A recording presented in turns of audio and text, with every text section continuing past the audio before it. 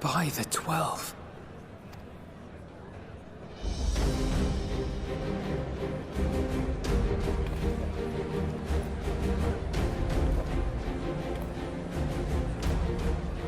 Glad you could join us. I hope you don't mind, but we went ahead and started without you. As you can imagine, our traveling companions were eager to become acquainted. 'Tis a rare thing indeed to see such a diverse and talented group of individuals assembled for a single purpose. We fight not only for the sake of Eorzea, but for the entire world, including the people of Garlemald. Much rides on the efforts of the Eorzea contingent. Indeed, which is why I am glad to find myself in the company of many trusted comrades, yourselves included. Lucia! I have come at the behest of Lord Emmerich, who has honored me with the role of Ishgard's representative. And for the good of all nations, not least my former homeland, I am determined to see this mission through to its end. We have a hard road ahead of us, but walk it we shall, together.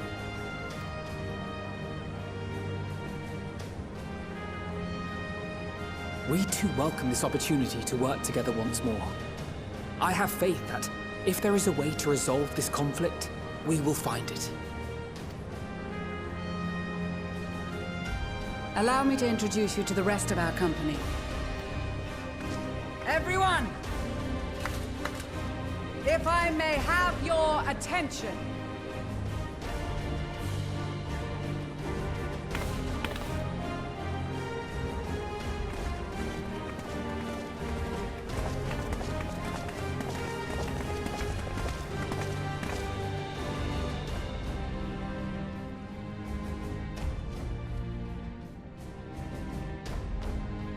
Might I ask you to speak first?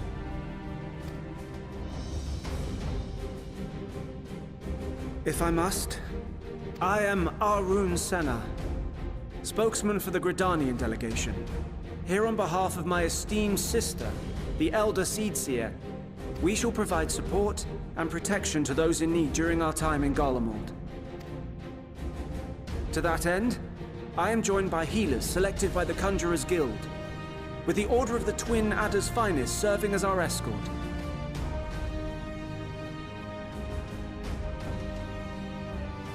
Of course, with an experienced white mage such as yourself accompanying us as well, those requiring more involved treatment will be in safe hands.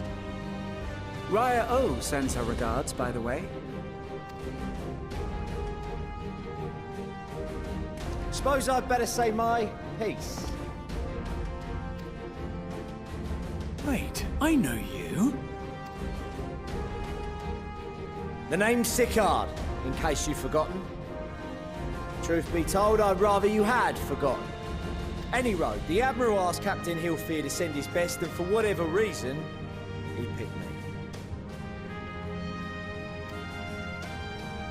Of course, if I'd refused, I'd be the laughingstock of the bloody executioners, and my reputation's taken enough of a keyhauling as it is. But more importantly, like any pirate worth his salt, I know when you're staring down a storm, you gotta trust in the commander of your ship. So if the Admiral wants us to go to Garlemald, not for plunder and glory, but the promise of peace in our time, then that's what we'll do.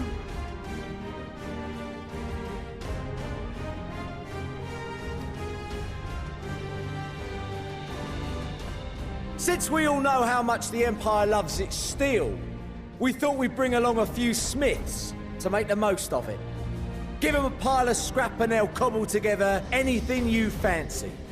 Of course, just like the Gridanians, we got fighters of our own. We might have come with a more constructive purpose in mind, but we're more than capable of cracking skulls, believe you me. Well, you're certainly raring to go. But then again, so are we. The most dependable warriors of Uldar and Alamigo have assembled at the Sultana and General Aldin's behest. If Garlemald has truly fallen, then the whole place is likely to be crawling with Telophoroi. We'll need plenty of troops to clear and hold a path for others to follow. That's where we come in. Naturally, Marshal Terrapin and I will be leading from the front.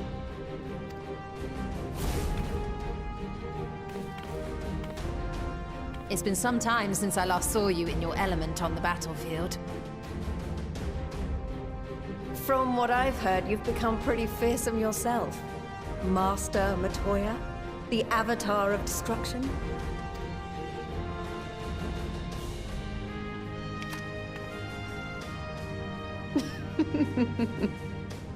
With comrades like these, I know we'll succeed, no matter what awaits us. And then we might finally get a chance to enjoy a good long rest. But until then, let's give it our all.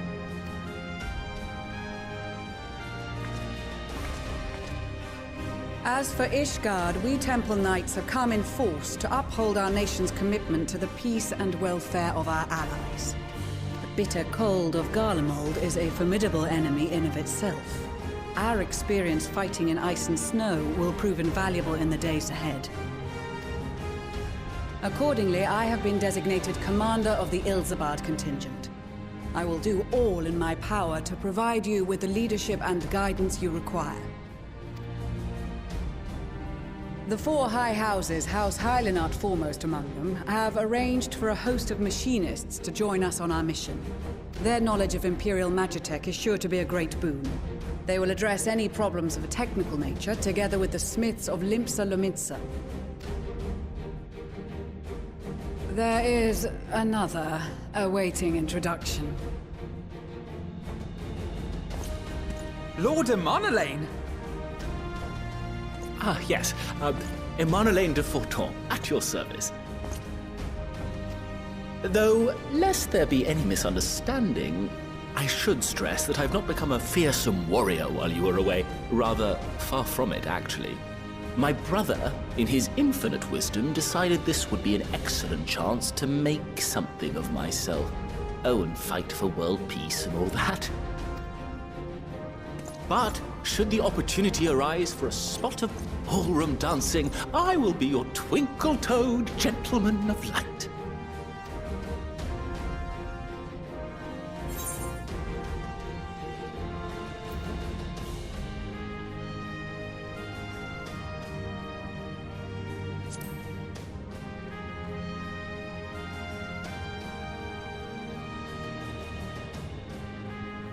Huzzah!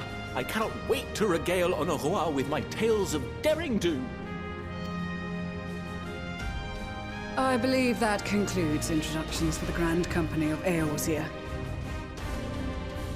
Our allies from the Eastern Alliance were due to arrive some time ago, but it would appear they have been delayed.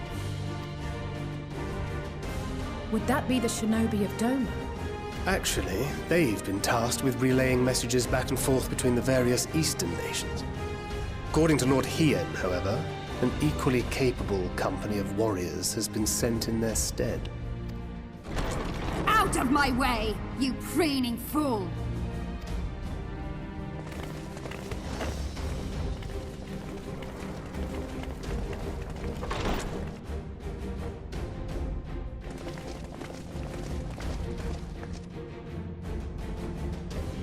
Forgive us for coming late. We are the delegates of the Eastern Alliance. Cyrena, and you've brought company. For battle and blood we come, as the steppe is sorely lacking in both. No towers befoul our lands, so we marched on those of Doma, only to find them beyond our reach. But now our thirst for slaughter will be slaked. No quarter to the enemy! Sadu Hatun, no. We go to make peace with the Iron Men, not war. Warriors of the Steppe, we've heard many tales of your bravery. We welcome you as allies. And these other ones you have brought are... members of the Dalmascan resistance group, Lente's Tears.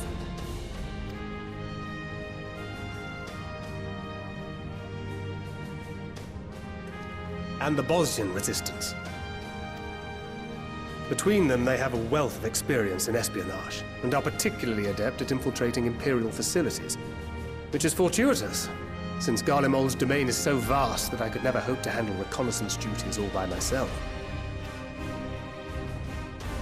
Dalmasca, Bosnia, Alamiga. All lands which have suffered the tyranny of the Empire. I would never presume to question your motives. Nevertheless, I must reiterate that our goal is to aid the victims of the Telophoroi, the common folk of Garlemald. And they are victims, make no mistake. Though I understand that many may struggle to see them as such. You're more right than you know. For every one of us that answered the call, there were a dozen that refused. Not only in Alamigo, but everywhere we went. And who could blame them? The Empire's always been the enemy. But after seeing what we've seen, fighting and working against and with Garleans, there's no denying the simple truth. They're just people. No different from you or I. They've got their share of liars and murderers, but so do we.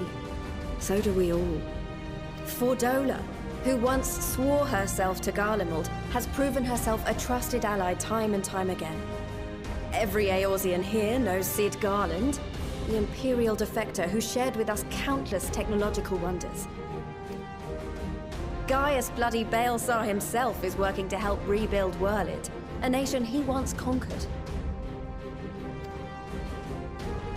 So you can believe me when I say that every fighter here understands and accepts that the Imperials are not monsters and are deserving of help. Or at least that they were able to put aside their feelings for the greater good. It won't be easy, but we're all determined to make this world a better place.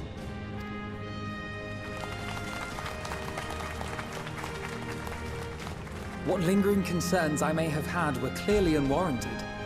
I agree with everything you said wholeheartedly.